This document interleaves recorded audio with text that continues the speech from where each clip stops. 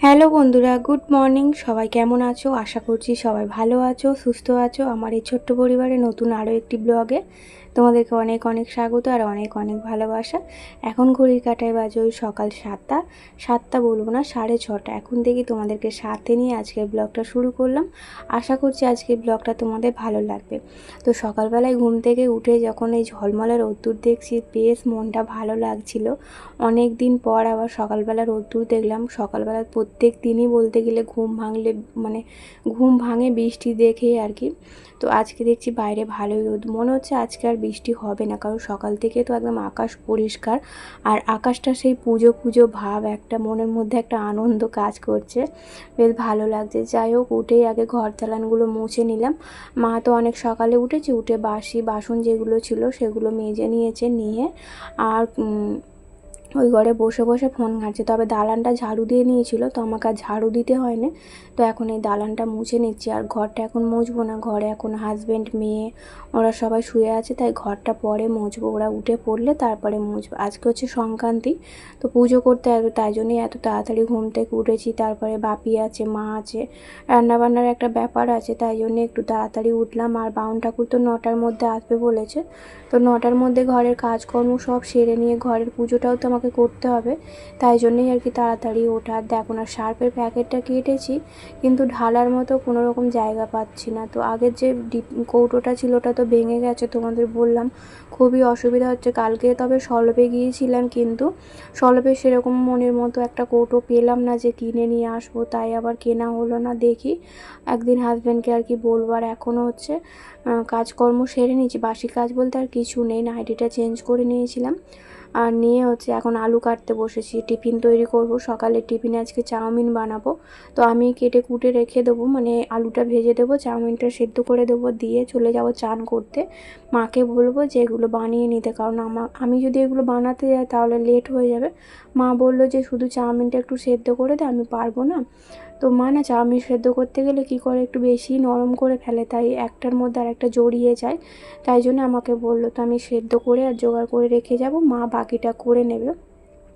তারপরে চান টান করে পুজোর জোগাড় করবো। আর এখন হচ্ছে এই যে আলুটা ভাজছি। আর একটু তাড়াতাড়ি ঘুম থেকে উঠেছি, তো কাজকর্ম সেরে একটু বসেই ছিলাম।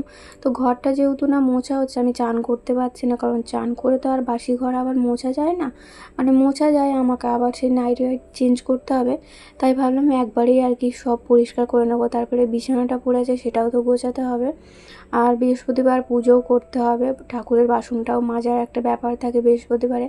কালকে ভেবেছিলাম মেজে নেব, কালকে কিন্তু একদম মনে ছিল না যে বিকালবেলা বসে বসে ঠাকুরের বাসনটা মেজে রাখলে আজকে অনেকটা কাজ মানে এগিয়ে থাকতো। কালকে ওই যে খেয়াল ছিল না, তাই জন্য আর কি বলবো, মাজা হয়নি, তো আজকে মাজতে হবে। আর এখন এই যে সবার জন্য চা বানিয়ে নিচ্ছি। সবার জন্য বলতে আমার বাপি বাদ দিয়ে আর কি, বাপি এখনও ওঠেনি, তো আমার হাজব্যান্ড উঠে পড়েছে, এখন 7:30 মতো বাজে। তো সবার জন্য এখন চা বানিয়ে নেব, চা খেয়ে তারপরে হচ্ছে মা এদিকে চাউমিনটা করবে। আর সবার জন্যই কিন্তু লিকার চা করে নিয়েছি। মা বললো লিকার চাই খাবে, আসলে মা লিকার চা বানাতে পারে না, তো আমি বানালে লিকার চাটাই খাই। আর আমার বাপি উঠলে বাপিকে বলেছি আর কি, মাকে বলে রেখেছি বাপিকে যেন দুধ চা করে দেয়। তো দুধ তো ঘরে আনা আছে, তো বাপির জন্য দুধ চা করতে বলবো, মা যদি খায় আবার বেলায় আর কি খাবে। তো এখন এই চাটা খেয়ে নিয়ে তারপরে আর কি চান টান করে পুজোর জোগাড় করবো। আর আজকে না প্রচুর কাজের চাপ, প্রচুর ব্যস্ত, তাই সবটুকুটা তোমাদের সঙ্গে শেয়ার করতে পারিনি, যতটুকু পেরেছি শেয়ার করেছি। সকালবেলাতে বাউন ঠাকুর আসবে বললো ওই 9টার দিকে, তো অপেক্ষা করে ঘরের সব মানে পুজোর জোগাড় করে ঘরের পুজো করে অপেক্ষা করেছিলাম। 10টার সময় বাউন ঠাকুর এলো, এসে পুজো করলো। আর আমার না ঘরে পুজো না হলে আমি কোনো কিছুতেই হাত দিতে পারছি না। এই রান্নাবান্নার দিকে যেহেতু চান টান করা হয়ে গেছিলো, তাই আর রান্নার দিকে আসতে পারছিলাম না। আর অনেকটা বেলা হয়ে গেছে, তাই তোমাদের সঙ্গে আর ব্লগটা সেইভাবে শেয়ার করা হয় না। এখন কিন্তু ওই 12টার মতো বাজে। তো এই যে আমি রান্না বসিয়েছি, ভাতটা ওদিকে হয়ে গেছে, আর মাছগুলো ভাজা হয়ে গেছে। মাছগুলো না একদম অল্প ভেজেছি, শুধুমাত্র তেলটা একটু আর কি খাবো বলে আর কি ভাজা, নইলে আমার হাজব্যান্ড বলেছিল ভাপা করতে, কিন্তু ও যেহেতু মাছের আর কি তেলটা পছন্দ করে, তাই ভাজলাম আর কি।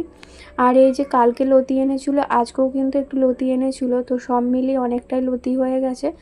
আর কালকে যে লতিটা এনেছিল একদমই ভালো না, মানে অনেক দিনের লতি, একদম শুকিয়ে কালো মতো হয়ে গেছিলো। তার মধ্যে থেকে বেছে বেছে কিছুটা নিয়েছিলাম, যদি জানতাম আজকে আনবে তাহলে আর ওই লতিটা আর কি নিতাম না। আর আজকে যে লতিটা এনেছিল একদম টাটকা লতি এনেছিল, খুব ভালো ছাড়ানো গেল। আগের দিনের লতিটা ছাড়াতে কিন্তু অনেকটা সময় লেগেছে, এমনি লতি ছাড়াতে অনেকটা সময় লাগে। আর আজকে ইলিশ মাছের মাথাটা আছে বলেই আরও লতিটা বানালাম, নইলে ইলিশ মাছের মাথাগুলো না কেউ খেতে চায় না, আর আমারও খেতে একদমই ভালো লাগে না, তাই জন্য আর কি বানালাম। ওদিকে লতিটা বসিয়ে দিয়েছি আর এদিকে হচ্ছে ইলিশ মাছটা করব আর কি, সর্ষে ইলিশ করবো। আর এই যে সর্ষেটা মিক্সিতে পেস্ট করে নিয়েছিলাম, নিয়ে আর ছাঁকুনি ছেঁকে নিয়েছি, খোসাটা বাদ দিয়ে বাকি অংশটা নিয়েছি। আর লতিটা তো আজকে আমি খেতে পারবো না, কারণ এই মাছের মাথা দিয়ে করছি, তো মাছের মাথা এমনি কাটাকুটি খেতে বারণ করেছে ডাক্তারে, তাই আর কি খাবো না আজকে। যদি আবার কোনো রকমভাবে ওই দাঁতের সেলাইয়ের কাছে ঢুকে যায় খুবই সমস্যার মধ্যে পড়বো। কালকে যতক্ষণ না সেলাইটা কাটা হচ্ছে ততক্ষণ শান্তি নেই। তো আজকে মা আরে বাড়ি চলে যাবে বলে তোমাদের তো বললাম, কিন্তু আজকে আর পাঠাচ্ছি না। কালকে আমার হাজব্যান্ডের সময় হবে না বলছে, তো মাকে নিয়ে কালকে ওই দাঁতের সেলাইটা কাটতে যেতে হবে, তাই জন্য মাকে বললাম তো একটা দিন একটু অপেক্ষা করেছো। বাপি তো একদমই থাকতে চাইছে না, আসলে এখানে এলে বাপির একদমই সময় কাটে না। তো কালকে একটা ফোনের মধ্যে বই চালিয়ে দিয়েছিলাম, বাংলা বই, তো মানে ওই মুভি চালিয়ে দিয়েছিলাম, সেটাই আর কি দেখছিল।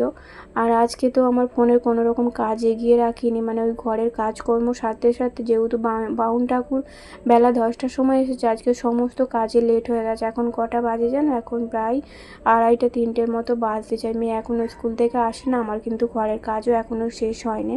তো ওই যে বললাম রান্না বসিয়েছি 12টার সময়, রান্নাটা করলাম, হাজব্যান্ডকে খেতে দিলাম, তারপরে ঘরের যে টুকিটাকি কাজ ছিল সেগুলো করলাম। আর এখন এই যে 2-2:30টার সময় গ্যাসটা মুছছি, মুছে নিয়ে দালানটা একটু ঝাড়ু দিয়ে নিচ্ছি।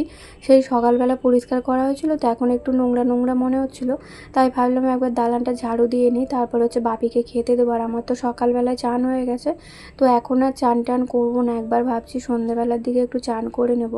খুবই গরম উঠেছে আজকে, তো রোদ্দুরটা খুব মানে একভাবে আছে, তো মেঘলা একদমই হচ্ছে না, তো তাই জন্য গরমটাও প্রচুর পরিমাণে পড়েছে। আর মায়ের কিন্তু এখনও চান হয় না, মাকে অনেকক্ষণ থেকে বলছি চান করার জন্য। মা ওই কালকে বাপি তাল এনেছিল, তো আজকে তালের আর কি বড়া বানানোর জন্য এনেছিল, তো সেই তালটা নিয়ে বসেছিল, দুটো তাল আর কি সেই চেঁচে বার করতে আর কি, মানে ওই যে এটা বার করে তাল চেঁচে যেটা বার করে শাঁসটা, তো ওটা বার করতে গিয়ে মায়ের অনেকক্ষণ সময় লেগে গেছে। তো বাপি একটা মানে কি বলবো, বাঁশের বাঁকারি দিয়ে একটা তাল চাঁচা করে দিয়েছে, চাঁচার মতো ব্যবস্থা করে দিয়েছে, তো সেটা দিয়েই মা তাল চাঁচছিল। তো এইসবে হলো, তো মাকে বললাম চানটা করে না, অনেকটা বেলা হয়ে গেছে, ওই এখন তো তোমাদের বললাম 1:30টাই বলছি, 2-2:30টার মতো বাজে। তো মা চান করলো, চান করে বাসন মাজতে বসে পড়েছে, তো অনেক বাসন জড়ো হয়ে গেছে। সকালবেলা টিফিনের বাসন মা মেজে নিয়েছে, কিন্তু রান্নার যে সমস্ত বাসন ছিল, তারপরে হাজব্যান্ড খেয়ে গেল সেই বাসন, তো সমস্তটাই মা নিয়ে বসেছে মাজতে। আর আমি বললাম মাকে যে আমি ফ্রিজটা একটু পরিষ্কার করে, কদিন না নোংরা হাতে মানে ফ্রিজটা বারে বারে খোলা হচ্ছিলো, তো এই ফ্রিজের এই হ্যান্ডেলটা একদম দাগ হয়ে গেছে। তো ফ্রিজটাও এমনি দাগ হয়েছে, ওপর থেকে তো টালির চালের ওপর থেকে জল পড়ে, জলের একটা দাগ পড়ে থাকে আর কি, সেই দাগটা তোলার জন্য কলিন দিয়ে একটু ভালো করে মুছে নিলাম। আর এদিকে হচ্ছে একটু মটর কড়াই না কাবলি ছোলা ভেজে ওবেলায় পনির দিয়ে একটু কাবলি ছোলার তরকারি বানাবো, আর হচ্ছে রুটি বানাবো। আর তার আগে কিন্তু তালের পুরুলিগুলো করে নিতে হবে, হাজব্যান্ড যদি সন্ধেবেলা খায়, আর সন্ধেবেলা রান্না বান্না করবো তখন আর সময় পাওয়া যাবে না, আমি তো পারি না, বাপি আর কি করে দেবে। বাপি আছে বলেই আর কি তালটা এনেছিল, নইলে আমি তাল চাঁচতেও পারি না বলবো না, চুবড়ি দিয়ে হলে, বাঁশের যে চুবড়িগুলো হয় সেগুলো দিয়ে হলে তবু পারি, আগে আগে করতাম, পারি না বলবো না, আগে আগে করতাম, কিন্তু অনেকটা ধৈর্যর কাজ, খুব বিরক্তও লাগে। আর আমার হাতে যেহেতু মানে বেশি কাজকর্ম করলে হাতের খুব যন্ত্রণা হয়, তাই জন্য এসব কাজ আমি একদমই করতে চাই না। তাল আমি খুব একটা পছন্দও করি না, তো আমার হাজব্যান্ড আর মেয়ে খায় বলেই আর কি বানানো হবে। তো কালকে যা যা লাগবে সব এনে রেখেছিলাম, কালকে সন্ধ্যাবেলা একটু সলভে বেরিয়েছিলাম মায়ের জন্য একটা কানের কিনতে। মা ঘরে বসে বসে বিরক্ত হয়ে যাচ্ছিলো, তো মাকে বললাম তো কালকে কাজকর্ম মিটিয়ে নিয়ে মানে রাত্রিরে রান্নার জোগাড়টা করে নিয়ে মাকে নিয়ে সলবে গিয়েছিলাম ঘুরতে, ঘুরেও এলাম। আর কিছু খাইনি জানো তো, আমি তো ফুচকা খেতে পারবো না, বেশি বড় হাঁ করতে পারবো না, ফুচকা খেতে পারবো না, তারপর হচ্ছে টক জল দেওয়া আছে সেই জন্য আরও খেতে পারবো না, তাই খেলাম না, এমনিই গিয়েছিলাম। আর সন্ধ্যাবেলা তো চিকেন পকোড়া করেছিলাম, সেটা খেয়েই বেরিয়েছিলাম, তাই আর কিছু খাইনি, শুধুমাত্র কানেরটা আর আমার একটা হেনা কিনে নিয়ে চলে এসেছিলাম। মা ওদিকে তো বাসনটা মাজতে গেছে, তো আমি ভাবলাম গামলাটা খালি করে দিলে তাহলে গামলার মধ্যে বাসনটা রাখতে পারবে। আর মা কোথায় কি বাসন রাখে সেটা তো মা জানে না, তো যখনই বাসন মাজছে আর গামলার মধ্যেই উপর করে রাখছে, আর এখান থেকে সব বাসন পুরো ফাঁকা হয়ে যাচ্ছে, একটা বাসন নেওয়া হচ্ছে, নোংরা হচ্ছে, আর ওই গামলার মধ্যে ধুয়ে উপর করা হচ্ছে। তো মাঝে মাঝে আমি গুছিয়ে দিচ্ছি, দিনে যে কতবার বাসন গোছাতে হচ্ছে তার নেই ঠিক। তো আমি তো যখন একা থাকি বাড়িতে, আমি যখন একা থাকি তখন সারাদিন ওই একবার বাসন গোছাতে হয়, মানে ওই সন্ধেবেলা। এখন সারাদিনে দুবার তিনবার গোছাতে হচ্ছে। অনেক লোকজন থাকলে যেন বাসন তো নোংরা হবেই, আর প্রতিটা মানে বাসনই মাই কিন্তু মাজছে। আর এখন ওই ভাত খাওয়া হলো, আর প্রেশার কুকারটা এখানেই রাখছি কারণ রাত্রিবেলা তো আবার লাগবে। আর এখানে দেখ একটা পুচকি হনুমান এসেছে, তো এসে আর এখানটায় খেলছিল, আর এমন জায়গায় উঠে পড়েছিল, ওখান থেকে নামতে পারছিল না, অনেকক্ষণ থেকে বসেছিল, শেষমেশ ওখানে একটা তার ছিল, সেই তারটা ধরে ঝুলে নামলো। আর এখন এই যে আমাদের আম গাছের দিকে আসছে, আম খাবে বলে মনে হয়, জানি না ওর মা কোথায়, এইটুকুটা বাচ্চা কিন্তু ওর মায়েরা ছাড়ে না। তো এ হয়তো খেলতে খেলতে চলে এসেছে এদিকে, তো আমাদেরকে কিন্তু একটুও ভয় পাচ্ছে না। আমি তোমাদের সঙ্গে আবার একটু শেয়ার করে দিলাম, বেশ ভালো লাগছে। খেলছিল এখানে অনেকক্ষণ থেকে বসে বসে, তারপরে এই যে আম গাছে এসে কয়েকটা আম খেয়ে তারপরে আবার আমার বাপি তাড়িয়ে দিল। কারণ কি বলো তো, একটা হনুমান এলে না মানে কি বলবো, প্রায় আসতেই থাকবে, আর ওই আসতে থাকলে তখন টালিগুলো ভেঙে দেবে। আর আজকে বাপি প্রতিটা টালি চেঞ্জ করে দিয়েছে, যেগুলো দিয়ে আর কি জল পড়তো, যে টালিগুলো ভাঙা ছিল, তো সেগুলো কিন্তু সকালবেলা উঠে সব চেঞ্জ করে দিয়েছে। আবার যদি এসে টালি ভাঙে তো চেঞ্জ করার লোক নেই, আমার হাজব্যান্ড তো পারে না এগুলো করতে, তাই জন্য আর কি বাপি বারবার এই হনুমান যতবার আসছে তাড়াচ্ছে। আর দেখো কালকে হাজব্যান্ডকে আম আনতে বলেছিলাম, আমগুলো একদমই ভালো না, আগের বারে যেমন আম এনেছিল এবারেও সেই রকম আম এনেছে, মানে আমগুলো একদম কেমন একটা গন্ধ, আর একদম ভেতরে গলে গেছে। তো আমি তো খেতে পারিনি, একটার মতো খেয়েছিলাম, বাদ বাকি আম কিন্তু ফেলেই দিয়েছিলাম, আর বাপিকে ভালো দেখে দুটো দিয়েছিলাম, মাও খায়নি। তো বন্ধুরা চলো আজকের ব্লগটা এই পর্যন্তই, টাটা।